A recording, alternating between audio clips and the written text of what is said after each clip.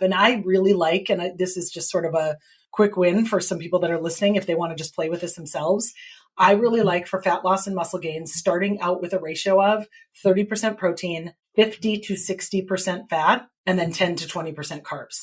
I think 30% or more in carbohydrate gets to be too much for someone who maybe is just starting their strength training routine, maybe is just starting to move more. I keep the carbs a lot lower in the beginning. I like them at that 10%, and then we can move up from there. Hello and welcome to the show. I'm so glad to see you here today. Okay, before we get going with today's episode, I want to let you know that for a limited time, we're offering 40% off all of my keto products. So this includes Keto Bundle, Keto Holiday Cookbook, Balanced Keto Meal Plans, Happy Keto Body, 6-week keto weight loss. It's not applicable to one-on-one coaching. My blood work course is also $100 off, and my root cause group is only $1 for your first month. So to get all the details, you can go to healthfulpursuit.com. Once you're on that website, just click the top where it says shop in the green banner, and then you can peruse all the things that I've created over the years. The code is CYBER, that's capital CYBER, for 40% off 6-week keto weight loss, Happy Keto Body, Keto Bundle, Keto Holiday Cookbook, Balanced Keto Meal Plans. And again, the blood work course is an instant $100 off, and the root cause group is an instant $1 for your first month, and then it defaults over to $49 a month. So you can find out more details on this page, including all of the things that you will get with each individual product. And if you're not sure which one is right for you, you can just send me an email. So the best way to send an email is once you go to healthfulpursuit.com and click up on that shop banner at the top in the green, there'll be like a little icon in the bottom right, and you can click that and send me a message. If you're just not sure which product is right for you, I would love to help. Okay, so let's slide on over to today's episode. We're talking about protein. We're talking about muscle protein synthesis, basically how to lose fat, gain muscle at the same time, the tips, the tools, the strategies. We're talking about how much I dislike my Oura Ring for tracking steps, why tracking steps can be important. We're talking about macros and low carb diets and kind of the structure that you want to set for your low carb diet depending on your goals. We are bringing in some nutritional detox conversations, strength training, maximum productivity and health. And lastly, because we are nearing the holidays, they're coming up really quick. You might be panicking. We're going to be talking about the holidays, how to manage and make smart choices throughout the holiday season. I'm joined by my friend, Kristen Rowell, who's a functional nutritional therapy practitioner and founder and CEO of Energetically Efficient, a nutrition and lifestyle coaching and speaking business. Kristen is also a lawyer and a former business litigator who left her successful trial practice after she started meditating. She's run 25 marathons and is an IPE natural professional bodybuilder in the figure division. Kristen speaks with passion and energy all over the country about nutrition, health, mindset, motivation, energy, and other wellness-related topics. We had Kristen on the show many, many years ago, and it's just been so fun to watch her build her business, and she's just such a great communicator. I hope you really enjoy today's episode. You can connect with her by going to her website. It's energeticallyefficient.com, and her Instagram. She posts really good reels and lives, and she's just really engaged, and her clear communication is just so welcomed in the space. So her Instagram is at mngolden_girl. Okay, let's cut to today's conversation with Kristen Rowell. Hey, my name is Leanne Vogel. I'm fascinated with helping women navigate how to eat, move, and care for their bodies using a low-carb diet. I'm a small-town holistic nutritionist turned 3-time international best-selling author turned functional medicine practitioner, offering telemedicine services around the globe to women looking to better their health and stop second-guessing themselves. I'm here to teach you how to wade through the wellness noise to get to the good stuff that'll help you achieve your goals. We're supporting your low-carb life beyond the if it fits your macros conversation. hormones, emotions, relationship to your body, workouts, letdowns, motivation, blood work, detoxing, metabolism. I'm providing the tools to put your motivation into action. Think of it like quality time with your bestie mixed with a little med school so you're empowered at your next doctor visit. Get ready to be challenged and encouraged while you learn about your body and how to care for it better. This is the Keto Diet Podcast.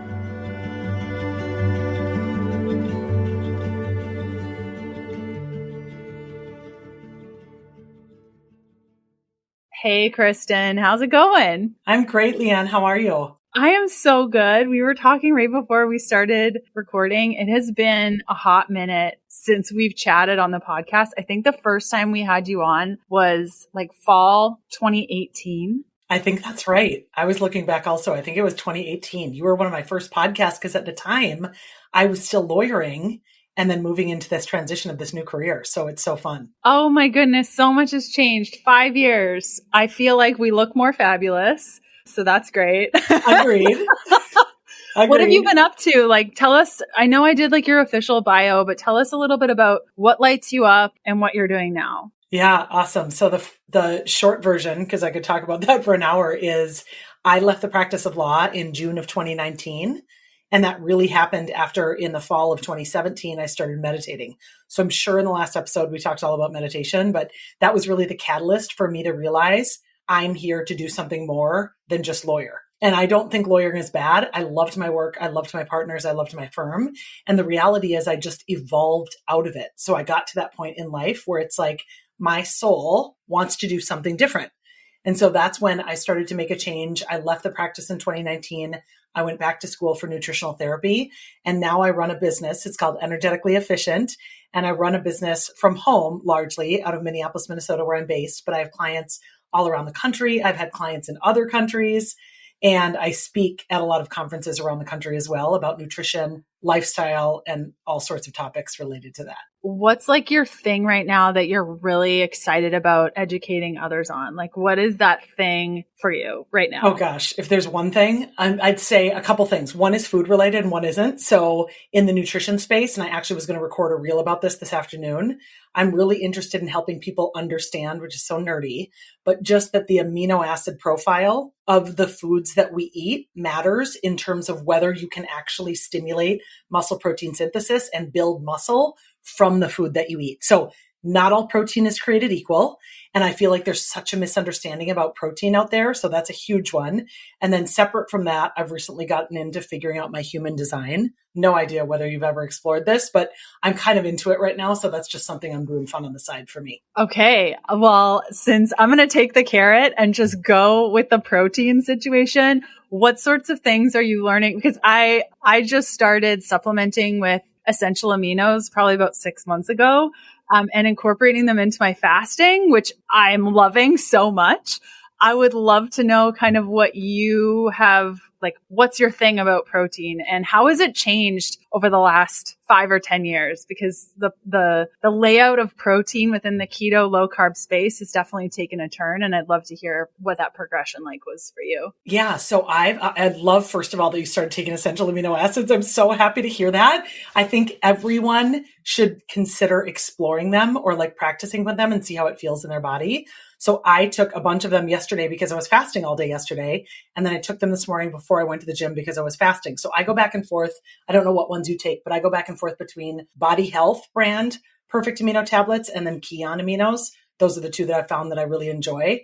And I know they're both high quality. So the reason that I recommend them for people or ask them to consider experimenting with them is because when we consume protein, so when you consume a chicken breast, when you consume steak, when you consume peas, when you consume quinoa, when you consume a food that has protein in it, what you're actually eating that for in terms of how your physiology works is the amino acids that comprise that protein.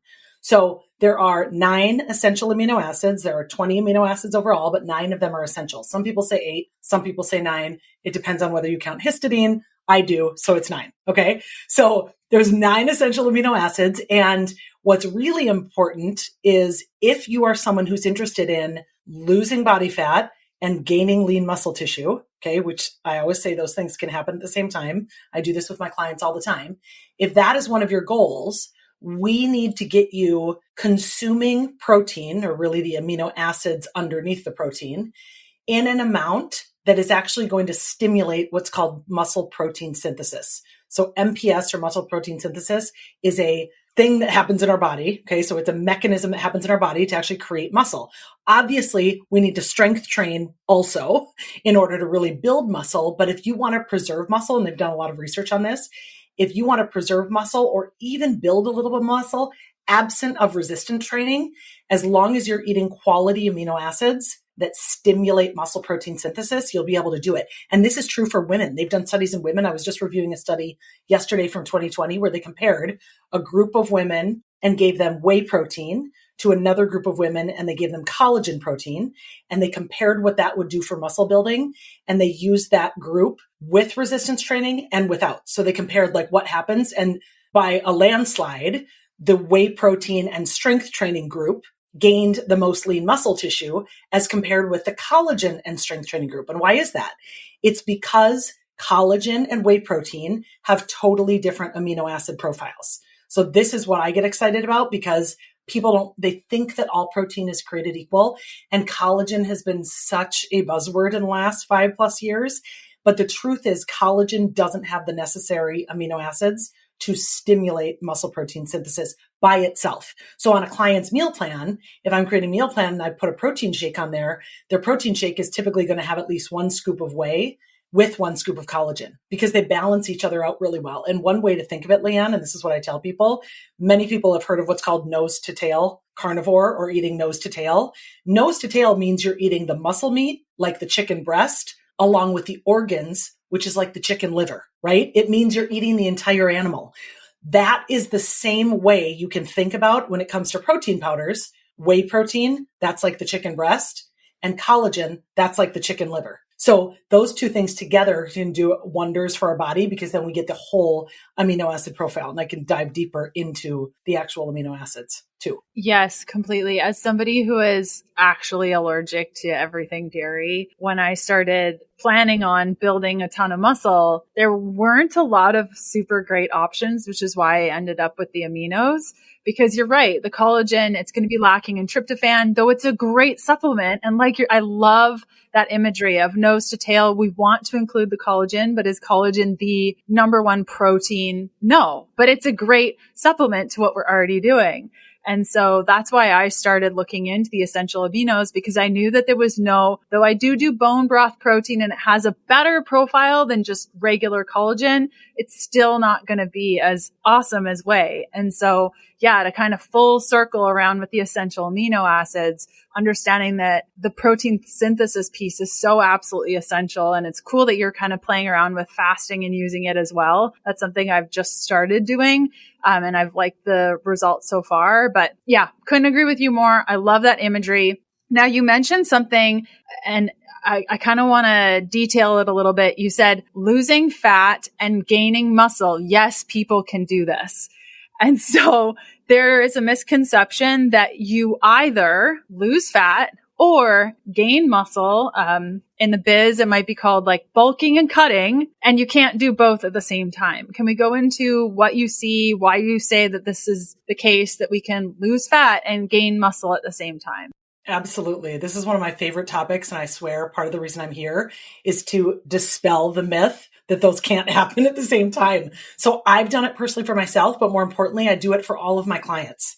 And the key in being able to do that, and this is really how I hone in with my clients' macros and their lifestyle practices, is I'd say I'm going to put them in a bucket of 5 things. Okay. Number 1, they have to be consuming an adequate amount of protein that contains the adequate amount of essential amino acids. And so if they're willing to eat animal protein, which thankfully most of my clients are, if I can get them eating animal protein 3 to 4 times a day, where they're having at least 30 to 50 grams in each sitting, awesome. We can stimulate muscle protein synthesis.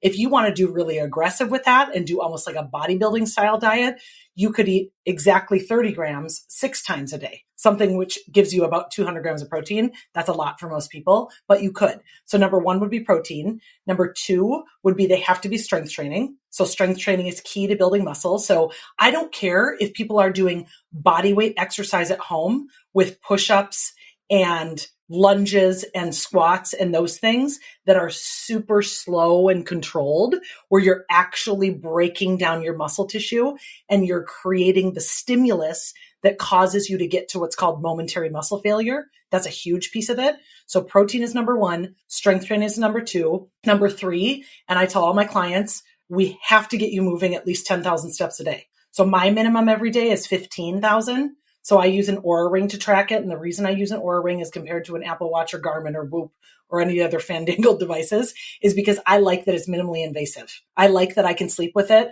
I don't like having a lot of stuff on my wrists. It's just annoying to me. So using some kind of device, even if you get an old school pedometer on Amazon, like anything that's going to allow you to know you're moving at least those 10,000 steps a day. So protein 1, strength training 2, the movement is 3, and then 4, just in terms of macros, all your macros are balanced. So I say that because it's not just about the protein. It's about knowing, okay, if I'm going to eat 150 to 200 grams of carbs today, which is obviously still considered essentially a lower carbohydrate lifestyle, because we know the average American eats over 300, then on that day, we have to titrate down the fat. And on the day that we're going to have low carb, where we're going to eat less than 50 carbs a day, we have to titrate up the fat.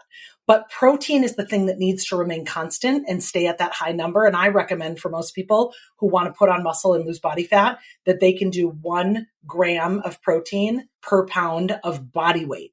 Now, if they have excessive weight to lose, I think of it as more 1 gram per 1 pound of ideal body weight, not their actual body weight if they have a lot of weight to lose, but somewhere in there works. And then I titrate the carbs and fat up or down to match. And for most people, because they've been living a carbohydrate fueled lifestyle for so long, I'm going to put them on pretty low carbs. So most of my clients in the first week, they're not eating even more than 30 grams of carbs. I'm tracking net carbs, of course. So it's probably closer to 50 total, but then I'll kind of bring it up from there and they're eating more fat just to get their body in that more ketogenic fat burning state over the first several weeks. And then we can play with the carb and fat ratio. But that would be number 4 is the overall macro balance and the calories in addition to what their protein is. And then lastly, 5 is I got to get them focusing on sleep, because the reality is when we're in deep sleep, that is where we're building lean muscle tissue. It's not happening when you're at the gym struggling to do that last bicep curl, or when you're really trying to get that last push-up that you can't get and you fail. It's happening then when you're resting and sleeping. So making sure people are going to bed at a quality time, making sure they're using like blue light blocking glasses at night, having really good sleep hygiene, stopping eating, ideally at 7:30, 8 at the latest, really helps. So all of those things, and I'm so sorry because I want to let you speak, Leanne, but all of those things together, I see client over and over and over again.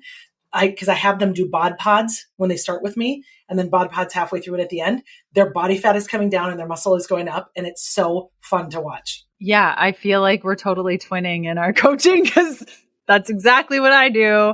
And that non-exercise activity thermogenesis, when you're talking about the walking, is so absolutely key. I do want to pick your brain like on a personal one-on-one basis. So I got an Oura Ring and I was so pumped for this thing. You can see I am not wearing it because I cannot even handle how inaccurate the step counter is. So have you found it to be accurate? Because I have a pedometer on my phone and this thing, like I will be walking and it will count every step. I wear my Oura and it's like 721. All of a sudden I'm at 100 and my pedometer on my phone is like, no, you did 20 steps. So have you found this? So wait, was your Oura Ring saying more steps or less steps? Way more, like at least 30%, 30 to 50% more on a daily basis over 6 months, to the point where I was like, this is not working. Okay, so I recently bought a pedometer, so I'm going to check it and get back to you, because I will say I've had clients compare the Oura Ring to the Garmin, and the Oura Ring does have more steps, and it's like way more than the Garmin. So, I mean, I haven't actually tested it where I have it here, looked at my number, and then took like 10 steps to see if it was actually 10. But I'll do that because I want it to be accurate. That's fantastic. Yeah. Feedback. And I even find even when I'm working or when I'm talking, my arms are moving and it's counting my steps. I drove to Starbucks for a latte and it was like, congratulations, you did 300 steps. I'm like, sure didn't. I went through the drive-through. Like I was driving the whole time. Oh, that's hysterical. And was your ring particularly tight? or loose or anything? It I just have felt had normal? it refitted. I have talked to Aura over and over and over again. I've worked with clients with Aura rings that also have Apple Watches, and I've just determined the Aura ring counts too many steps. Like they didn't mean to make it a step counter, and they do something called like activity ratings, which is less, they'll call it a step counter, but if you ask them, it's not actually steps. Okay, and so I'm this going to have is to just I'll so compare it to a frustrating. pedometer because I am so militant about having my 15,000 every day, but maybe that means I'm actually getting only 10 with a regular pedometer. Yeah. Oh my goodness. So that was a big thing for me because I noticed my goal is 13,000 a day. And when I switched from the Aura 13,000 a day to the pedometer, I was like, okay, I got to like restructure my life. So I ended up having to get a treadmill for my stand-up desk so I could get my steps in because that's like 2.5 hours of walking. For sure. Well, and here's the other thing that's really scary to me, if that's actually true. I have some clients who are, big executive level, so busy with work, so chained to their desk, and I'll be on a Zoom with them. I remember this one CEO I was on a Zoom with last year, and it was 6:30 at night, and she had the Aura ring on, and I said, okay, I want to talk about your steps. And she's like, you're going to be mad at me. And I said, I'm not going to be mad at you. I'm here to guide you. But what are you at? She was at like 3,000 on the Aura ring at 6:30 at night. And so I just looked at her very seriously and I was like, listen, you're going to die at your desk. Like this is a lifestyle that you have created for yourself where you are so consumed with working. You have to be able to get outside and take walks. I mean, it snowed here last night in Minneapolis. I'm still outside in the snow with the dogs because our body, we are earth beings. We are with the rhythm of the earth and our eyes need to orient with the sun and say, oh, okay, it's 1:00 today. Must produce melatonin for this human in the few hours to help her get to sleep tonight. Like we have to register what time of day it is. Mm-hmm. Yes. I think one of the best things I've done is I get up pretty early and the first thing I do is take my dog for an hour walk and I listen to a podcast. I catch up on sermons and it's just my little me time and my dog loves it. I love it. It's 1 hour and it feels like it's not 1 hour. And by the time I get home, it's only 6:30 or 7 in the morning. I've watched the sunrise. I've had water. Like it makes such a big difference to just my overall health. So I couldn't agree with you more. I couldn't. And I guarantee that practice, Leanne, that you have in the morning, I guarantee you it's helping you sleep better at night. Oh yeah. My sleep. It is. Now that's where the Aura ring excels. I love tracking my sleep with it, but I take it off for the day because. And it's so funny because I have been, ever since they came out with the beta version, I hate the sleep stats. I loved them. And now that they changed it, I feel like my deep sleep went in the tank. Yeah, they really did. It's so frustrating. I've emailed them. I've reached out to them. So that has been annoying for me. Yeah, their customer service is not very good. Yes. Okay, moving on. So you mentioned a little bit ago about just macros and tracking. I know that I've received a lot of messages on this, and so I like to ask guests that talk about this. Do you need to track? So many people have such a hard time with, can I just set the intention to eat lower fat or higher carb on days and then lower fat on those days and then higher fat? Like, can I just set the intention, or is there a way that I can be more balanced around this tracking? Because I just don't have time to weigh all my food. Thoughts around this approach for this? What are your thoughts? Yeah, so it's such a good question, Leanne, because I get that it is complicated to do and it's annoying and frustrating for the very busy professional. And I tell people, I just asked you to consider doing it for a little while. I'm not saying you have to do it forever. Now, I'm a nerd and I love data and I love weighing stuff. I happen to be one of those people that I'll weigh all my things in my meal. I weigh everything to the gram. I weigh how much onion, how much garlic. I'm just specific and I want to make sure I know what nutrients I'm getting in my body. So I feel it like I get to rather than I have to. But if you come at it with the energy of you have to, it's going to be annoying. So I obviously, because clients hire me to do that for them, I'm planning their meals, tracking everything, but then they're of course responsible for weighing out the 4 ounces or the 5 ounces or the 6 ounces or whatever is in their serving, simply because I want to prove to them when you get that specific, you can lose body fat and gain muscle at the same time.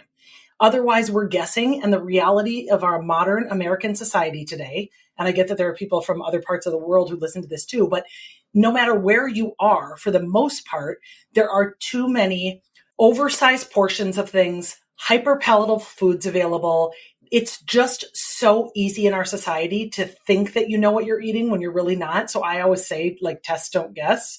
So I really think that at least for a period of time until people know what 5 ounces versus 8 ounces versus 2 ounces looks like of something, then you could kind of pull back the reins a little bit. But if your intention is fat loss specifically, you really do need to track for a little while. And I mean, I track consistently just because I think it's fun. Yeah, I feel you on that one for sure. I really like numbers. I don't get triggered by it. I always find it fascinating. And a week goes by and I'm like, what did I eat last week? I feel like something's different. And then I just look at my tracker. I'm like, look at that. Yeah, I increased the fat and didn't, so that's helpful for me. But I know working one-on-one with clients that want to lose weight, that don't want to track, it's really challenging. It is hard for me to help you. Well, and I think it's really important for the person to ask themselves, why don't I want to track? And what kind of person am I in terms of how honest can I be with myself? I mean, one of my clients said to me yesterday on Zoom, he's like, I haven't been tracking. And the reality is it's because I'm hiding what I'm eating. And I said, that's perfect recognition. And by the way, I do it too. If I go a couple days on vacation and I don't track, I promise you I've eaten more and not the right stuff, because it's like, oh, caution to the wind. I'm not tracking. I hide from myself too. I think for some of us, it's human nature to just want to be able to quote unquote get away with it. And it's like, you're not really getting away with anything. I tell clients, put in the 10 French fries, put in the beer or the vodka if you drink, put that in Cronometer so that you can see, oh, okay, so I actually can have a few of my kids' French fries once in a while, and it's not going to break the bank for what I ate today. And they actually feel more empowered, because it's almost like this. I'm sure you've heard the saying, with discipline comes freedom. And I very much believe that. Like when we actually get really disciplined about what we do, it's like, oh, there's so much more latitude in here than I even realized. And so I think it can be something you can learn to love if you do it. Yes, completely. If you're looking to upgrade your living space with cozy bedding, bath, and accessories, check out CozyEarth.com. Cozy Earth's best-selling bamboo sheet set is temperature regulating and incredibly soft. If you like silky smooth sheets, this set is for you. Their site is filled with luxury bedding essentials that add a classic charm to your bedroom space. Premium bedding, cozy reading blankets, comforters, linen duvet covers, and more. Plus, they offer a 10-year warranty on all of their items on all defects except for discoloration. Cozy Earth provided an exclusive offer for my listeners only, up to 35% off site-wide when you use the code KETO at CozyEarth.com. Again, that's CozyEarth.com, and use the code KETO for up to 35% off your order. There was another piece that you mentioned on carbohydrates where you said, realistically, most Americans are getting more than 300 grams of carbs. There's this new Starbucks drink out right now, and apparently it has 70 grams of sugar in it all. So there's that. But we won't go there. It's like some pumpkin. Have you seen that? There's one. Well, I will tell you, because I went crazy with some Starbucks stuff the other day. So I saw here it was. The pumpkin spice latte. If you get a large, it has 63 grams of sugar and 65 carbs. At a Caribou Coffee here, there's a Campfire Mocha that has 146 grams of sugar and 156 carbs. What? And at Dunkin' Donuts, there's a Butter Pecan Crunch frozen coffee. It has 199 grams of sugar and 210 carbs in a coffee. Can you imagine? I would be a total wreck. Same. And I'm thinking, whoever's consuming that stuff while they are drinking that is the best part of their day. Their day goes complete to shit after that. I can't even imagine. And so like what we would consider low carb, I get this a lot because this is the Keto Diet podcast. I eat anywhere between 100 to 200 grams of carbs, usually closer to the 200 because I have 13,000 steps and I'm working out 2 hours a day. But what do you consider a low carb diet, and how do you structure that in your own approach? Yeah. So I usually tell clients that I recommend between 50 on the low end, unless they want to go zero carb for some reason, and 150 on the high end. And I will say, full disclosure on that, Leanne, ours are probably pretty aligned because I use Cronometer, which defaults to net carbs. So right now I'm using Cronometer during this cleanse that I'm doing, and I'm tracking total carbs because I'm eating a tremendous amount of fiber and beans and other things. And right now, even on what I would consider the highest carb days that I have, I'm at like 150 carbs total, not net. And that feels very satiating to me and good because then I titrate my fat down when I have that much carbohydrate. And it's all about then how do you make the total calories work? And people say, well, calories really don't matter for fat loss. They do. They really do.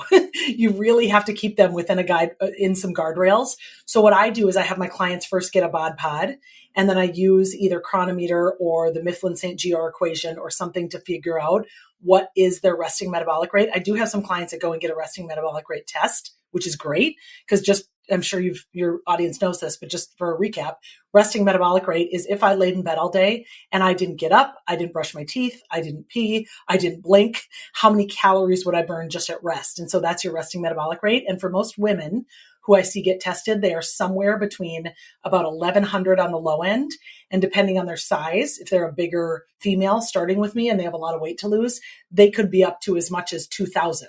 But most women are somewhere between 1,100 and I'd say 1,400 or something for the resting metabolic rate. And so then I add, typically for fat loss, I add somewhere between 200 and 300 calories to their day from that number and make sure it's at least 30% of those calories are coming from protein.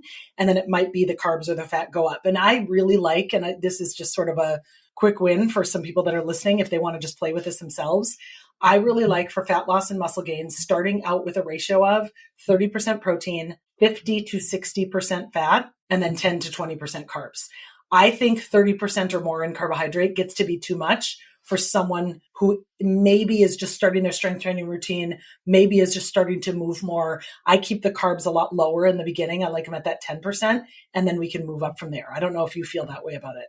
So many of my clients end up working on macros with me once we've gone through a ton of root causes. So clients are coming to me with like parasite issues, mold illness, heavy metal toxicity. And really the last thing on our minds is weight loss. We need to get this stuff out of the body. And that is not the time to keep calories low or even work out. A lot of the times they can't even get out of bed. And so it's a win if you go to the grocery store. So that's our goal usually for at least 6 months, sometimes even 2 to 3 years before we get into the macro stuff.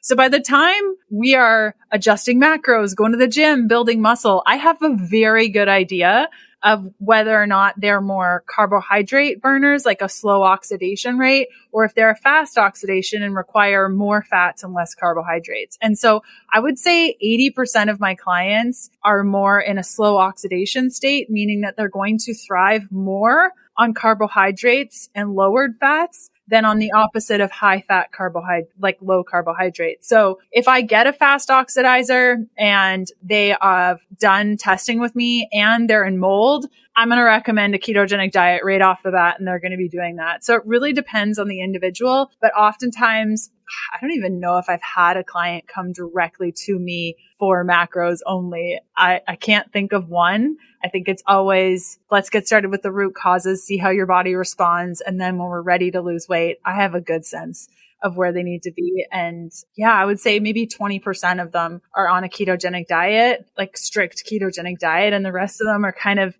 anywhere between, like you said, 50 up to about 200 grams of carbs, depending on their activity. I would say I'm more 50 to 150 also. It's pretty rare that I go beyond the 200. Yeah, I love that. And one of the things I heard in what you shared is it just so much comes down to the bio-individuality of each person. You know, I mean, it's so important because you're right.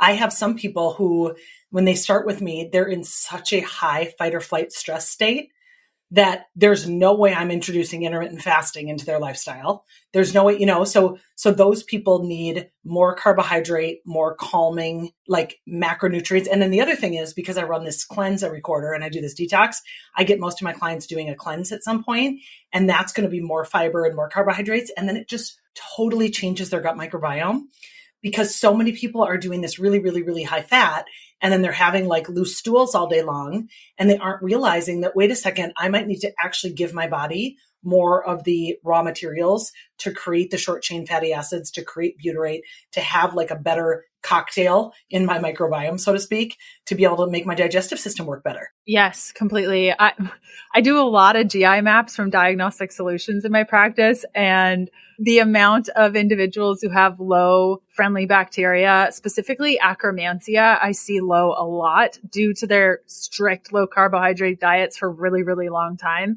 ultimately that's Yes. going to affect our mucosal health, and it's going to actually cause food sensitivities because there's not enough mucosal health to protect the gut. And so I agree with you, that titration. And that really leads me to the next piece, because you've been talking about cleanses and nutritional cleanses. I wanted to kind of pick your brain and unpack that a little bit. Like, what do you mean by a detox? It sounds like you use food. Are you using like other things, or is this like a food detox? Why is it important? Tell us all the things. Yes, I love this question. So I did my first detox over 20 years ago, and it was because a friend of mine and I decided to do our first cleanse. I am not a fan of juice cleanses, so I would never say go drink juice for 4 or 5 days, because I think that's like wreaks havoc on your blood sugar and it would make you miserable, and it's a quick way to feel like absolute garbage. So what I teach in my course is we have essentially 2 phases. There's more than 2 phases, but the 2 primary phases of detoxification are pathways. And there are foods and nutrients. There's nutrients in foods that we consume that can support those pathways. And then there's foods that can block and interrupt those pathways. So during this cleanse, you are taking out gluten, dairy, soy protein isolates, any sort of mold on any fruit whatsoever, alcohol, caffeine. That's the hardest part for most people, is they have to give up the coffee because it interferes with your detox phase 1 pathway. So I take those things out, and then there's a ton of categories in the yes foods, the things that they have to eat. So these would be our dark leafy greens, our cruciferous vegetables, our citrus, our sulfur foods to support the sulfation pathway. We have to have the colon cleansing foods. There's liver healing foods. It's sort of a mishmash, and then lead proteins, and just minimal on the fats. And the reason we're minimal on the fat is because, of course, our liver, which is one of the hardest working organs in our body, has to process all of our fat on top of all the toxicity in our body. So while we're giving our liver some love and making sure it's releasing as much of that toxicity as it can, we're also not putting a lot of extra fat on it to just give it a break. We also include beans. I'm really into beans when I cleanse. Me too. Right? They're like the highest soluble fat. Yes. Cannellini beans. I am obsessed with them right now. Okay, so Whole Foods has a 365 generic brand that's an organic bean trio. And so it's like pinto, kidney, and I think cannellini. It's 3 different colors, which I love because then I get all of them. But I love them. I had a half cup already today. I love them. I eat at least a half a cup a day. I love beans. I never could eat beans before. Like, it would annihilate my gut. But yeah. And so are you at the point now, because you're healing and you eat them all the time, that it doesn't give you tremendous gas? No problems at all. That's exactly me. And I used to, when I started the bean thing years ago, it was like horrible gas, horrible bloating. It's so bad. You know what I love doing for clients that have that experience? I call them bean pills. So they get like a thing of beans, and we're going to like rinse them and then put them on a parchment paper and put them in the freezer. And once a day, you're going to have your bean pills. So we're going to start off with 1 bean, and then 2 bean, and then 3 beans. It's really fun. And then we get you up to a half a cup, and beans. They're so good. It's like the highest soluble fiber food. And if people have never heard of the Bean Queen, Karen Hurd, have you heard of her? No. She's amazing. I will send you this podcast episode after, which I just love of hers. But she's been interviewed on all the podcast circuits, and she talks about essentially, and I don't want to give away her story, but she essentially healed her daughter from a massive toxicity poisoning from cleaning that they had of carpet beetles in their home through using beans. It was unbelievable. Her name's Karen Hurd, Hurd. But if you put her name in on Apple Podcasts, you'll find a bunch of episodes with her. She's very good. So we incorporate that. We also incorporate organic, unsweetened, not from concentrate cranberry juice in just small doses, because cranberry is such a good diuretic and it's so anti-cancer. So there's that component of it. But we really work on for the first, and this is, I modeled this course off of a lot of detoxification principles that I learned 20 years ago from the talented Anne Louise Gittleman. I just love her. And then I also took nutritional detoxification in nutritional therapy school. And so the combination of that and everything I've learned about detox, I feel like so few people ever take the time to get all of the noise out of their diet and just focus on all real foods. We can't have protein bars. You can have protein shakes because, of course, we need essential amino acids to support our phase 2 detoxification pathways, because you are pummeling glutathione. You're going through glutathione so much during detox. So we need to have that methionine, that cysteine, all of those amino acids to be able to support the detox. So I do think protein powder is okay. And then, like I mentioned, lean protein. So it's a comprehensive 2-week course and cleanse that I walk people through with daily videos. And I love it. I do it every quarter. That's awesome. And the cranberry juice too is a really good biofilm buster. Do you know this? So I don't think I knew that about cranberry. Oh That's yeah. amazing. Oh yeah. I use it in my parasite protocols all the time if people just want a lower supplement count. So it'll also bust through biofilm. So I take two NAC every day. I used to take one when COVID started, but I take two every day because I've read that NAC is also going to bust through biofilms. Yes. Yeah. Up to 1,800 milligrams. So you could probably even do 3 if you wanted. Totally. Because I'm taking 1,000 a day right now, but I'm like, biofilm be gone. I was in Peru and Bolivia just a week or two ago. And one of the nights there, I ate something, whether it was sushi, right? And it was vomiting and diarrhea all night. I was like, okay. Oh, yes. And so here we go, starting all over again. So it's like rehabbing the gut, but I knew something got into me and I had brought my HCl with me. I brought my digestive enzymes. I brought Para 3. Like I really thought I had brought all the things. I was taking Para 1 from Cellcore. So I feel like I'm pretty much recovered, but it's always a journey after you have an exposure like that. It takes a long time. It's so true. So when I was diagnosed with a really serious parasite that was like attacking my liver and slowly killing me, not a fun time in my life. I started with antimicrobials. I ended up having to do medications and stuff like that, but I decided that I would never have sushi again and ever, like no raw fish ever. And anytime we go on like a holiday or whatever, I'll take my antimicrobials with me. I was on a cruise last year and I don't know what I ordered, but it came out different and it was raw meat. And I was like, whatever, I'm just going to do it. I'm on my antimicrobials. I was passing worms the rest of the trip. I had killed those dudes. But my husband and I recently went up north and I wanted a sushi bowl. I was just like craving a good old sushi bowl and I had it and I was like, I didn't bring my antimicrobials. What was I thinking? And I was like, you know what? I just need to like release this. It's okay. It'll be fine. I felt fine, but yeah. So when you had the parasite that almost killed you, do you think it was from sushi or do you know? So it was Entamoeba histolytica. I got it on a trip to Dominican in 2012. We were fine the entire trip, but when we got to the airport, we got an apple and it was wrapped in like plastic. So we didn't think anything of it, but we both shared it. And halfway through the trip on the plane, both of us got very ill. Like both of us were in the bathroom the rest of the flight. It was terrible. We ended up having to delay our next flight and we stayed in Montreal at at a hotel there fighting over the bathroom. And that's where I got Entamoeba histolytica. Oh my God. That is so bad. And then you didn't discover it until years later. I mean, yeah, it was 8 years, 8 years of just like looking back now as a practitioner that does this. There were so many signs. There were so many clues. Then I got exposed to mold in a condo and then there were so many signs and so many clues, but I didn't know. I wasn't educated on this and I didn't have a practitioner that understood what was going on. But now kind of looking through my past, I'm like, of course I got a parasite because right after that, I started having all these sensitivities and I had all these liver problems and gallbladder issues. And it happened within the course of 6 months after that trip. It all started. And so, of course, hindsight is always 20/20 and that's why we do what we do, right? It is. I was going to say, just to try it, I did the 10-month Cellcore parasite protocol. I started it on December 1st of 2021 because I said to myself, I really need to understand what this process is like, how it works, how good I feel, everything if I'm going to ever recommend it.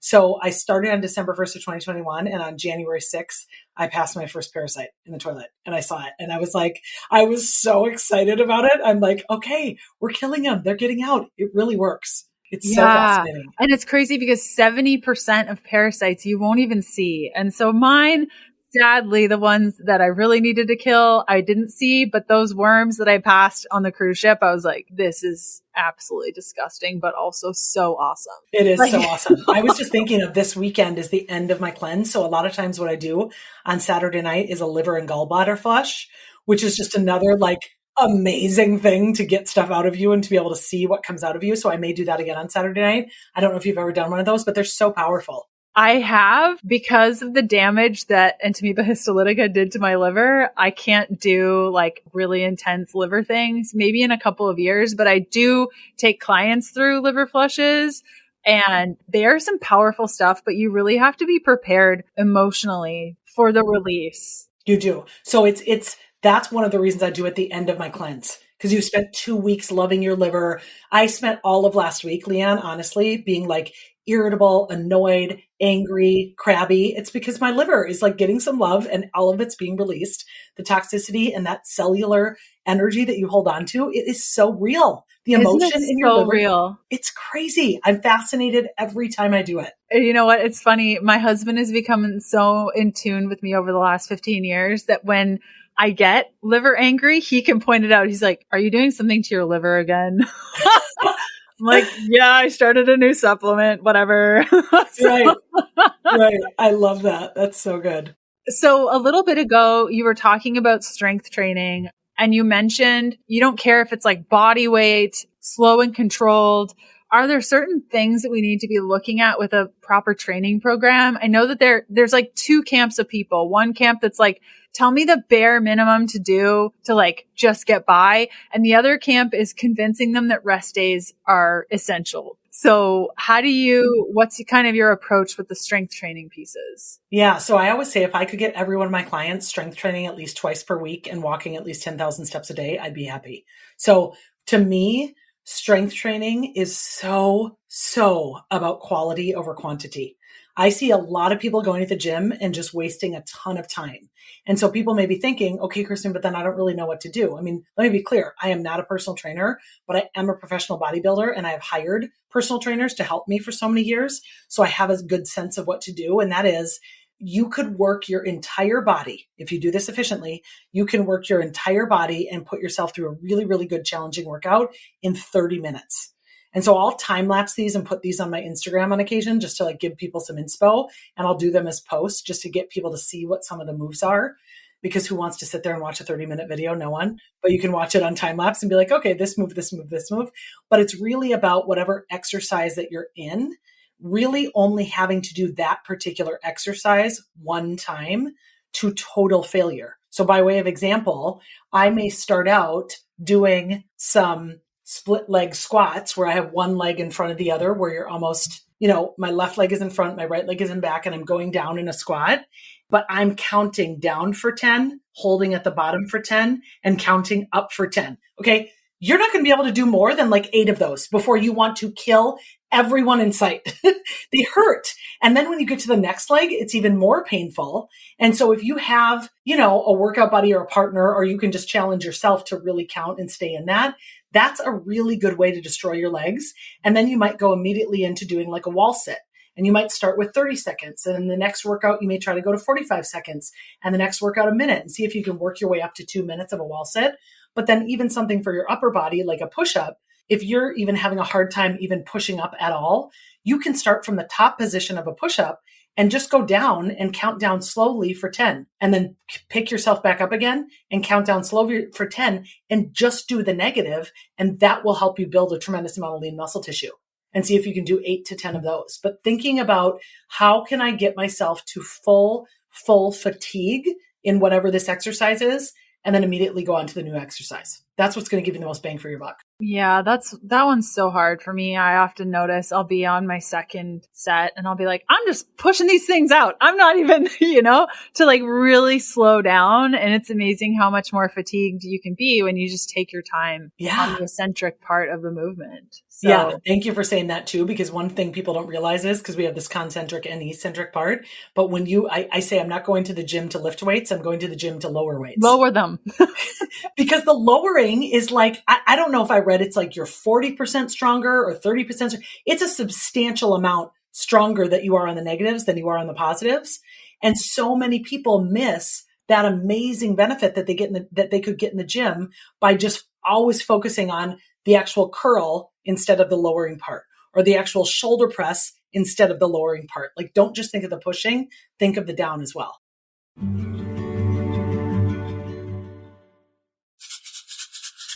Oh, that sound of magic. I just shook a packet of Element Recharge watermelon salt in your ear.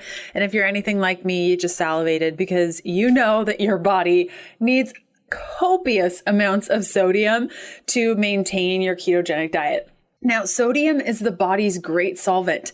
It's a primary alkalizer. It's regulated by the adrenal glands, aka aldosterone, actually.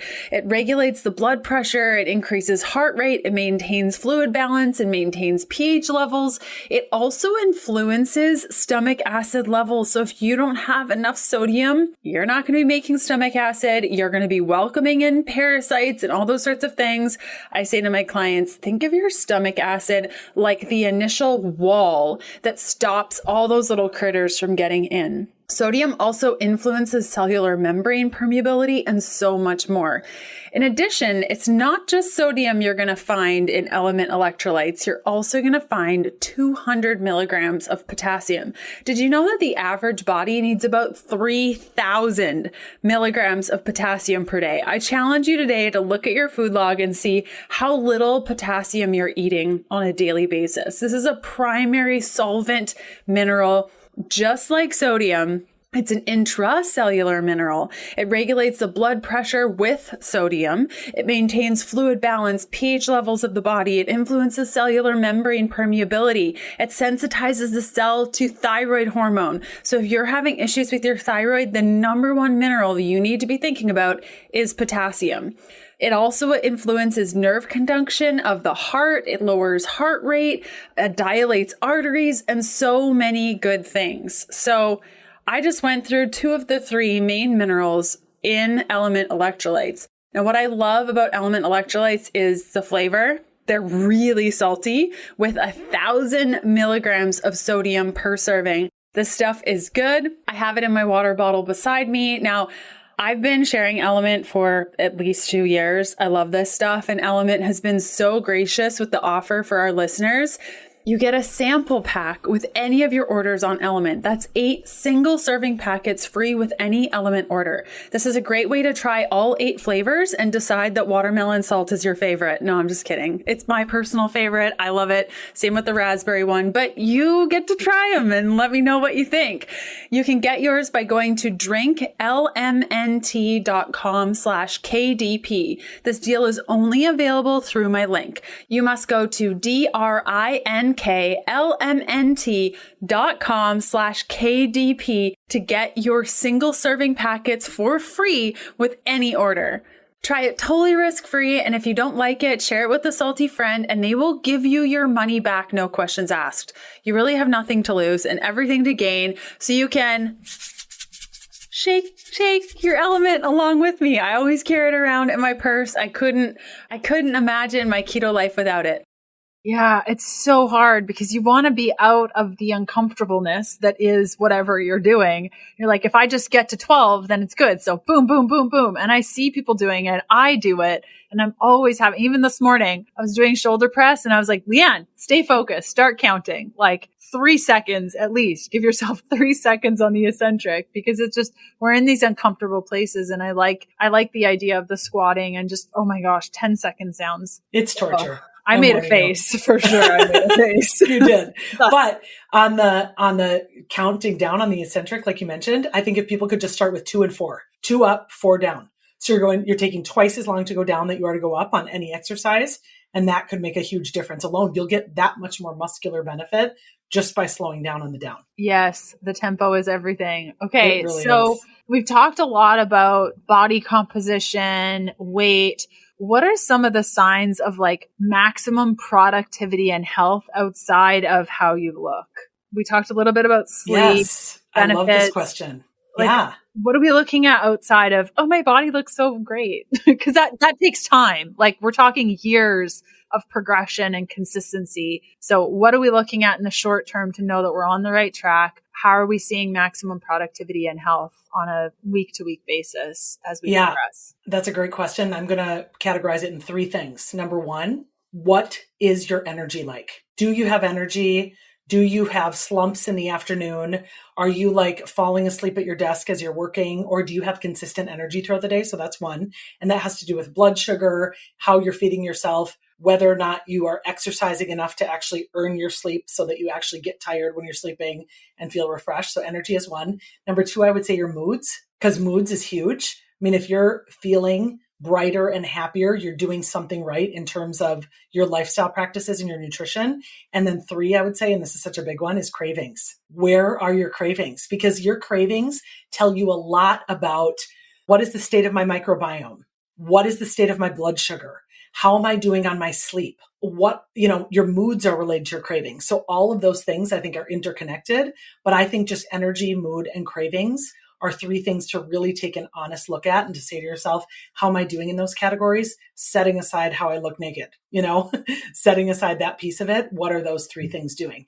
And every time I do the cleanse, I'm always fascinated that things like an apple or raspberries taste sweet, right? It's like I get away from reaching for the easy protein bar, or I'm on vacation and I have the dessert, or you keep wanting the piece of chocolate or something after a meal, which I'm not saying is a bad thing. I have dark chocolate around the house all the time because I love it.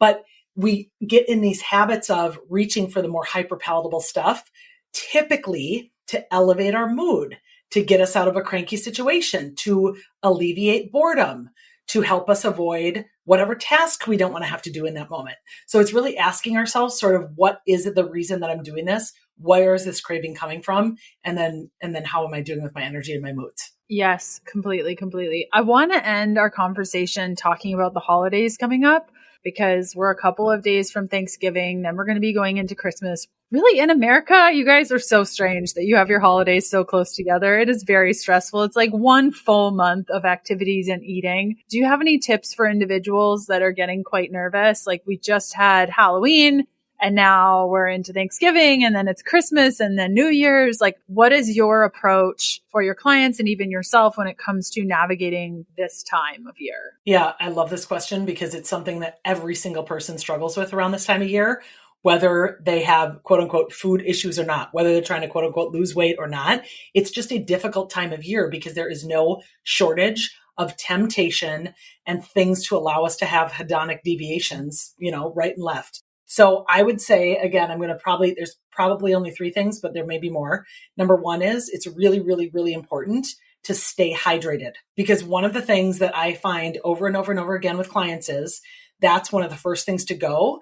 And I've read, and I don't know if this percentage is true, but I've read that something like 70% of the time we think we're hungry, we're actually thirsty. So I tell clients, if you think you're hungry, go and drink a glass of water, preferably with a little bit of electrolytes in it, and then wait 15 minutes and see if you still are hungry, because chances are you won't be after you've now had that water. So staying hydrated is huge. Bring your water when you go to the social events. Have it with you when you're at these parties, and make sure you have electrolytes as well. That's number 1. Number 2 is really make sure you're staying on top of your protein, and don't, along with that, I think this is kind of in the same tip. So stay on top of your protein, but don't go to parties hungry. Don't go to family events hungry. Don't go there starving. Have something with protein. Bring a protein shake with you. Have some chicken and veggies before you leave the house. Do something where it's going to be a lot easier for you to resist the temptation when you're wherever you're getting, because there's going to be no shortage of temptations. So it's really making sure that you're hitting your protein goals. The protein leverage hypothesis, you guys, is a real thing. It's this scientific principle that your body will continue essentially to look for food until you've met your protein needs. And newsflash, as we get older, especially women, as we get older, we need more protein. And it's the one thing that women eat less of and less of and less of. Unfortunately, you see these little old ladies having like toast with butter on it. And it's like, no, we need more. So protein is a huge one. And then the third thing I would say is really work hard to stick to some kind of exercise routine. Because the thing that I see people get demotivated by is it's like, oh, I ate all this crap. Now I feel like garbage. Now I don't want to work out. And it becomes this like negative feedback loop where now you're eating more sugary things or more temptation things to get yourself out of the frustration or the guilt or shame you're feeling that you didn't get to the gym that day. So really staying committed to some sort of movement and strength training regimen, I think, is a hugely important thing during the holiday season. Yes, couldn't agree with you more. The access to protein options when you're out and about is so incredibly sad. Even if you try your best, it will not be enough. It will never be enough. So. I agree with you. I tell clients, I'm like, I want you. So some of my go-to protein snacks when you're out and about, you can always buy if people like, I love it. But do you ever have biltong? Oh yeah, that stuff is delicious. Right? And so like a packet of biltong is about 30 grams of protein and 160 calories. It's literally straight dried meat. It's a South African tradition, and dried meat is way better than beef jerky, in my opinion. But I like that you can have it on the go and it's an easy source of protein because you can only eat so many beef sticks before you're like, ugh. But biltong is a little bit easier. And then, I know it's hard for a lot of people to do dairy, but of course, yogurt's really easy on the go with some protein powder. And there are a lot of different non-dairy yogurts available now. I mean, some of them have gums and other fillers in them, which is unfortunate, but there are some alternatives. And I tell people, if you don't know whether you're sensitive, whether it's dairy or whether it's just cow's milk dairy, there's some really tasty sheep's milk and goat's milk dairy yogurts, and you can add some protein powder to those.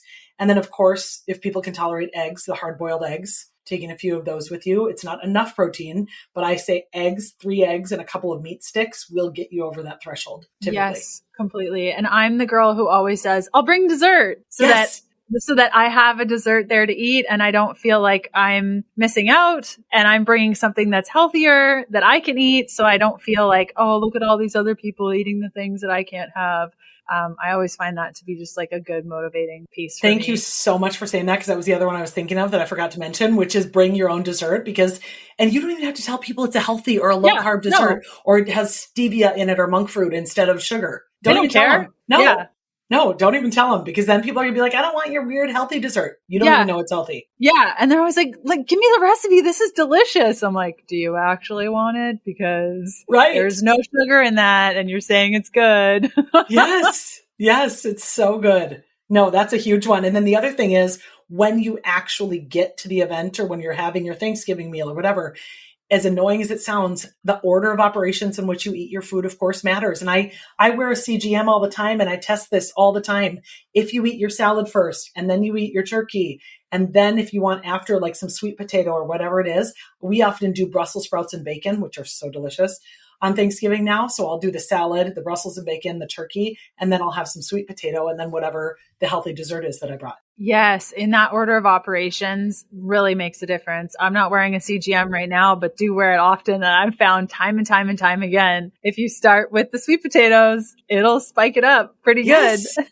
It's wild. It really matters. And my clients are always like, really? It matters what order? And I said, just try it. And a lot of my clients will get the CGM and they'll wear it and they can't believe it. It's so fascinating. Oh, that's so fun. Oh, Kristen, this was so great to get to catch up and learn from you and just have a really good conversation. Where can people learn more about you and connect with you, all the places? So my Instagram is probably one where I'm most active on, and that is MN Golden Girl. So it's MN for Minnesota and then Golden because I have 3 golden retrievers who I just love so much. So I talk about them on social media a lot. That's the biggest one. My website is energeticallyefficient.com. And then I'm Kristen Rowell, my name on LinkedIn. And I have a Facebook page too that I'm not as active on. But I will say, I also have a cookbook that was recently released. And so that's called Eating Efficiently. And there's a link to purchase that through my Instagram page. And it's a great, of course, holiday gift with the holidays coming up. I'd love for people to check that out. Awesome. And I will include the link to your book and your website in the show notes. Kristen, thanks again for coming on the show today. This was a blast. Thank you so much for having me, Leanna. I had so much fun.